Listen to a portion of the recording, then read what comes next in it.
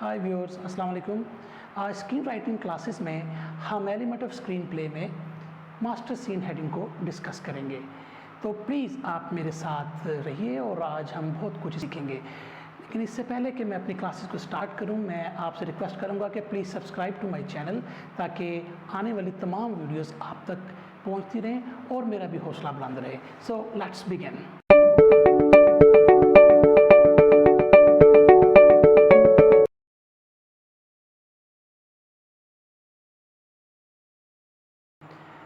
Secondary scene headings master scene heading का हिस्सा भी हो सकती हैं और उनको अलग करके भी लिखा जा सकता है। मैं आपको बताता हूँ। सपोज़ मैं ये कहता हूँ कि एक मेरा सीन है और यूजली सेकेंडरी सीन हेडिंग्स को हम जो लंबे सीन्स होते हैं उनमें बड़ा अच्छी तरह इस्तेमाल कर सकते हैं। लेकिन देखते हैं इसको हम कैसे। सपोज़ मैं कहता हूँ कि इंटीरियर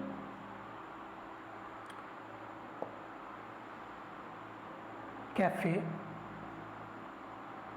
या इसको कैसीनो कर लेते हैं, interior casino night. Just for an example मैंने ये लिया, इंटीरियर कैसीनो नाइट। अब मैं कहता हूँ कि सपोज जॉन मूव्स इन। मुख्तलिफ आपने लिखे, 2-3 पैराग्राफ या एक पैराग्राफ या 3 लाइनें आपने लिखी। उसके बाद मैं कहता हूँ एट बार, कैपिटल में, जिसमें सेकेंडरी सीन हेडिंग ना हो। We are still in casino, हम अपनी मास्टर सीन हेडिंग में हैं और उसके अंदर हम एट बार हैं। तो एट बार पे हम कह सकते हैं जॉन सिट्स, सिप्स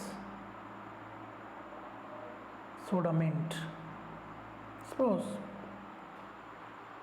और फिर हम एक और लिख सकते हैं at disco, John dances and so on. हम ये सेकेंडरी सीन हेडिंग का यूज़ कर रहे हैं अपने मास्टर सीन में रहते हुए। ये एक लंबा सीन है, इसमें हमने और भी हम इसमें चीज़ें डाल सकते हैं, कोई और सेंटर बता दें और कोई और प्लेस बता दें तो हमारी सेकेंडरी सीन हेडिंग बन जाएगी। लेकिन इसको हम कई दफ़ा ऐसा लिख सकते हैं कि हम स्टार्ट यहाँ से करें, कैसीनो बार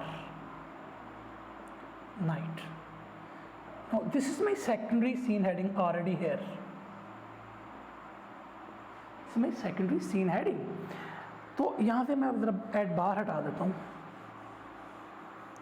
अब क्या है कि मैंने कुछ चीज़ें लिखी, वो अंदर आया, वो बार में बैठा पी रहा है। उसके बाद फिर मुझे ज़रूरत पड़ी कि सेकेंडरी सीन की, तो मैंने लिख दिया at disco John dances, at pool he swims and so on. इसी तरह सेकेंडरी सीन हेडिंग को मैं उर्दू में एग्जांपल देता जाता हूँ और इस चीज़ को और मज़ीद समझा देता हूँ। कैसे? जैसे मैं कहता हूँ कि अंदरूनी मंजर घर कमरा। This very important. ये मतलब यूजली अगर मैं अपने जो स्क्रीन प्लेस लिखता हूँ उसमें मोस्टली मेरी सेकेंडरी सीन हेडिंग या लोकेशन, इसको मैं लोकेशन बोलूँगा, सेकेंडरी लोकेशन मौजूद होती है। उससे फ़ायदा ये होता है कि हम डायरेक्टर को बता रहे हैं आप इस कमरे में आके शूट करें। ये लोकेशन मास्टर लोकेशन आपके पास है और ये आपकी सेकेंडरी लोकेशन है। अब आप इसको डायरेक्ट करें तो वो डायरेक्ट कर देगा यहाँ पर और ये मेरा एक फॉर्मेट बन जाएगा। अब अगर मैंने कमरे के अंदर भी कोई लोकेशन बतानी है तो एट, जैसे मैंने आज बार लिखा है, डिस्को लिखा, आप इधर भी लिख सकते हैं। मिसाल के तौर पे मैं कह सकता हूँ कि अगर आप समझते हैं ड्रेसिंग टेबल पर, ये नहीं करना, ड्रेसिंग टेबल पर अहमद बाल बनाता है। अच्छा, अब क्या है कि ये ठीक है तरीकाकार, इट्स नॉट रॉन्ग। लेकिन इसको पढ़ने में आप स्मूथ नहीं पढ़ सकते, यानी कि जब आप ज़ाहिर बात आप एक स्पेक स्क्रिप्ट लिख रहे हैं और उसमें डायरेक्टर को प्रॉब्लम होगी तो हम सिंपल इसको हटा देते हैं सेकेंडरी सीन हेडिंग को। यहाँ पर हमने secondary scene heading secondary location लिख दिया। अब आप सिंपल कह सकते हैं अहमद दाखिल हुआ। यहाँ पर एक छोटी सी चीज़ का मैं और जिक्र कर दूँ। आपने कहा अहमद दाखिल हुआ, लोग कहेंगे इसको लिखना चाहिए अहमद कमरे में दाखिल हुआ। रॉन्ग, इसलिए रॉन्ग कि मैं आपको लोकेशन बता रहा हूँ। अब हमें लिखने की ज़रूरत नहीं है कि अहमद कमरे में दाखिल हुआ, अहमद दाखिल हुआ, ठीक है। और फिर मैं कहूँगा वो टेबल से गिलास उठाता है, पानी पीता है, और फिर ड्रेसिंग टेबल पर आकर बाल संवारता है। अब आप देखें कि ये जो मैंने पहले एक सेकेंडरी सीन हेडिंग लिखी उसको मैंने अंदर अपने नरेटिव में लिख लिया, ये ज़्यादा अच्छा तरीका है। लेकिन सीन हेडिंग में, मास्टर सीन हेडिंग में अगर आप सेकेंडरी लोकेशन डालेंगे तो उससे डायरेक्टर को भी बहुत ज़्यादा फ़ायदा होगा, आपको तो होगा ही। इसलिए कि हमें पता होना चाहिए कि घर की किस लोकेशन पे वो बैठा है। चूँकि अब हो सकता है कि हम ये कहें वो बाहर निकलता है और किचन में जाता है।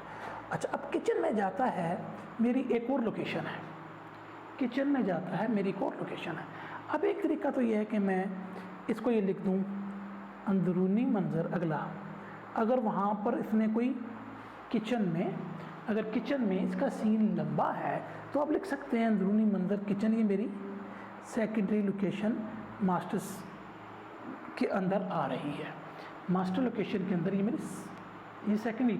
अब अंदरूनी मंजर किचन, दिन वगैरह कुछ लिखने की ज़रूरत नहीं, ये कंटिन्यूस सीन है, ये भी हमें पता लिख रहा है, कंटिन्यूस लिखने की भी ज़रूरत नहीं यहाँ पर। और हम किचन के अंदर जो वो करता है, ठीक है, खाना पकाता है या फ्रिज खोलता है, उसमें से जूस निकालता है वगैरह वगैरह, इसमें लिख के फिर वो एग्ज़िट कर रहा है किचन से।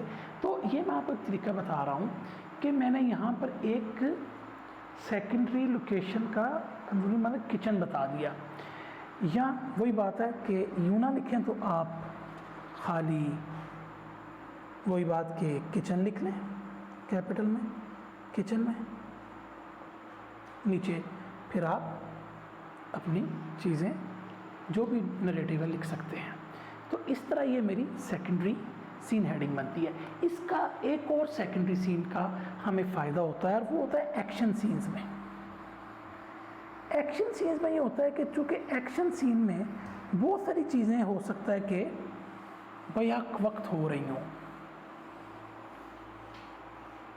बहुत सारी चीज़ें बैक वक्त हो रही हैं। सपोज़ मैं ये कहता हूँ कि एक्सटर्नल बैटलफील्ड डे। अब बैटलफील्ड में क्या है, ज़रा नक्शा ज़रा सोचें। मैं ये कहता हूँ कि ये एक मकाम है, यहाँ पर दो टैंक्स के दरमियान लड़ाई है। यहाँ पर मैं कहता हूँ कि नहर है, यहाँ पे प्लेन्स उड़ रहे हैं, एक दूसरे पे कर रहे हैं। ये एक पहाड़ है और यहाँ पर एक फ़ौजी बैठा है और उसका दुश्मन यहाँ बैठा है। अब आप देखें कि जब आप एक बैटलफील्ड का सपोज नक्शा खींचते हैं तो उसके लिए आपको सेकेंडरी सीन हेडिंग की ज़रूरत पड़ेगी, क्योंकि एक ही जगह पे आप ये तीनों लोकेशंस के बारे में बताना चाह रहे हैं। नहर पर क्या हो रहा है, नहर के ऊपर पता लगे जी इसने इसको मारा, इधर इस दुश्मन ने इसको गिरा दिया, ये एक अलग लोकेशन है। मोस्टली वही तरीकाकार है कि यहाँ तो आप इन तीनों की लोकेशन, चूँकि अगर तो लंबे लंबे सीन हैं, अगर लंबे लंबे सीन है, सपोज मैं कहता हूँ कि एट द लेक या एट लेक, और यहाँ पे हमने एक लंबा एक्शन सीन दिखाना है, तो ये लेक के लिए मेरा हो गया। और यहाँ पे मैं कहता हूँ एट हिल टॉप, तो यहाँ पर अगर लंबा है तो मैं दिखा, तो ये मेरी सेकेंडरी सीन हेडिंग में चीज़ें आ जाएंगी। तो इस लिहाज से आपको फ़ायदा। और इसका एक और फ़ायदा ये है कि सपोज ये लेक के ऊपर दो एरोप्लेन्स हैं, वो लड़ रहे हैं, और तीसरा उनका और जहाज़ आ जाता है, यानी कि दो दुश्मन के जहाज़ हो गए। एक आपका जो है वो प्रोटैगनिस्ट का जहाज़ है, बल्कि यूँ कर लेते हैं, एक प्रोटैगनिस्ट का जहाज़ है, प्रोटैगनिस्ट हमारा हीरो होता है, उसका जहाज़ है, एक उसका दोस्त आ गया, और यहाँ पर हमारे दुश्मन है। अब एक्शन तो आप दिखाएंगे फॉर एट या अबव लेक, ये अबव लेक आएगा, जहाज़ है तो अबव लेक आएगा, एट लेक नहीं आएगा, अबव लेक कर लें आप। और यहाँ पर हम ये क्या कह रहे हैं कि इनके एक्शंस भी दिखा रहे हैं और इनके आपस में डायलॉग्स भी दिखा सकते हैं। आपको होता ना कि वो आपस में एरोप्लेन्स बात भी कर सकते हैं, टेक्नोलॉजी अब इतनी एडवांस है, आप कर सकते हैं, तो इनका डायलॉग भी आप बता सकते हैं, ठीक है ना। तो इस लिहाज से सेकेंडरी सीन हेडिंग हमारे लिए इम्पोर्टेंट हो जाती है। हम सीन्स का भी यूज़ करते हैं और हम डायलॉग्स का भी इस्तेमाल कर सकते हैं। तो इस लिहाज से सेकेंडरी सीन हेडिंग जो है वो इम्पोर्टेंट हो गई। व्यूअर्स, सेकेंडरी सीन हेडिंग की कुछ एडवांटेजेस भी हैं जिन्हें हम अपने स्क्रिप्ट में लिखकर बहुत फ़ायदा उठा सकते हैं और हमारा स्क्रिप्ट भी बहुत क्रिस्पी नज़र आएगा। इसमें सबसे पहले अगर हम देखें तो हम अवॉइड कर सकते हैं एक बहुत ही प्रॉब्लमेटिक चीज़ को जो कि पढ़ने में बहुत दिक्कत देती है, और वो है कैमरा एंगल्स। जब हम कैमरा एंगल्स लिखते हैं अगर अपने स्क्रिप्ट में, तो उसके दो मसाइल आते हैं। उनमें सबसे पहले ये होता है कि पढ़ने वाले को ये दिक्कत आती है कि वो फ्लुएंट उसको पढ़ नहीं सकता। सेकेंडली, पढ़ने वाला ये समझता है कि राइटर जो है वो डायरेक्टर का भी काम कर रहा है, जो कि एक बुरी बात समझा जाता है। तो लेट्स सी कि हम उसको कैसे अवॉइड कर सकते हैं। सपोज कैमरा एंगल्स को इस मिसाल से हम देखते हैं कि हम लिखते हैं एंगल ऑन अहमद, ये एक कैमरा डायरेक्शन है, या क्लोज ऑन सपोज सायरा। अब जब आप स्क्रिप्ट में ये चीज़ें लिखेंगे तो डेफिनेटली उसकी फ्लुएंसी में इशू आएगा। तो हम इसको किस तरीके से लिख सकते हैं। सपोज ये हमारा नरेटिव चल रहा है और हम लेफ़्ट मार्जिन पे ही हैं और यहाँ पे हम कैपिटल पे लिखते हैं अहमद। अब Ahmad suppose brings out a pen। Suppose हम मिसाल ले रहे हैं तो हम सिंपल चीज़ों पे ही रखेंगे। और इसी तरह मैं लिख सकता हूँ सायरा laughs at him। अब हमने क्या किया कि बहुत खूबसूरती से हमने कैमरा एंगल्स को कैरेक्टर्स के नेम से चेंज कर दिया। हमने कैरेक्टर के नामों से कैमरा एंगल्स को रिप्लेस कर दिया और इस तरह हम इस मसले से बच गए। लेकिन व्यूअर्स, इस चीज़ का ज़रूर ख्याल रखिएगा कि जब एक बहुत ज़्यादा छोटा सीन हो जैसा कि मैंने ये बताया है, तो उसमें हमें ज़रूरत नहीं है कि हम इस तरीके से सीन को लिखें। उसका लिखने का तरीका ये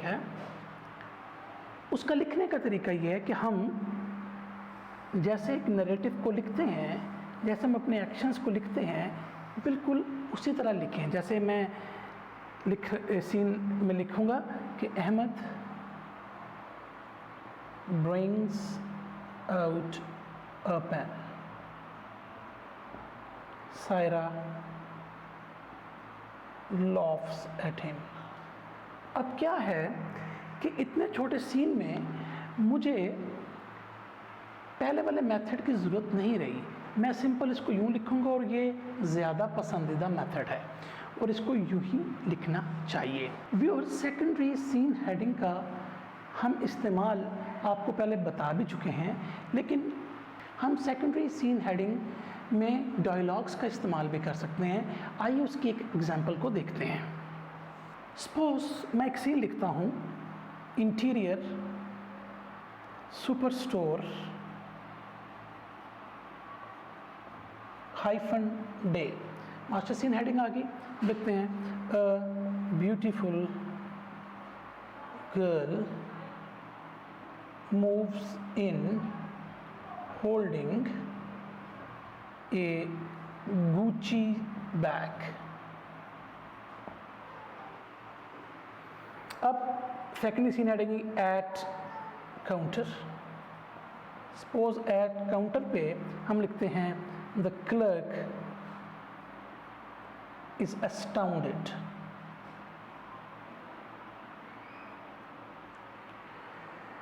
एक और हम सेकेंडरी सीन लोकेशन लिखते हैं at suppose desk, a teenager whistles। फिर कोई हम एक और लिख लेते हैं, सपोज एट काउंटर दोबारा the girl places her bag and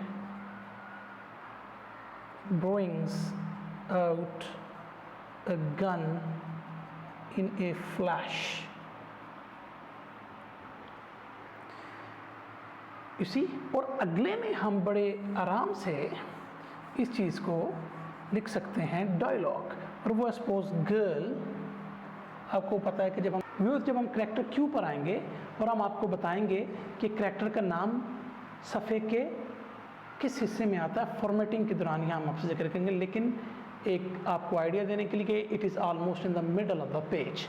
so girl अब वो डायलॉग बोल रही है और वो कहती है bring out everything you have और मीट योर फेट। तो हमने क्या किया कि सेकेंडरी सीन हेडिंग का भी यूज़ किया और उसमें हम डायलॉग का भी इस्तेमाल इस तरीके से कर सकते हैं। तो ये सेकेंडरी सीन हेडिंग के मतलब 2-3 बातें थी, 2-3 इश्यूज़ थे जिसका मैंने आपसे जिक्र कर दिया। आई होप कि आपको ये बात समझ आ चुकी होगी।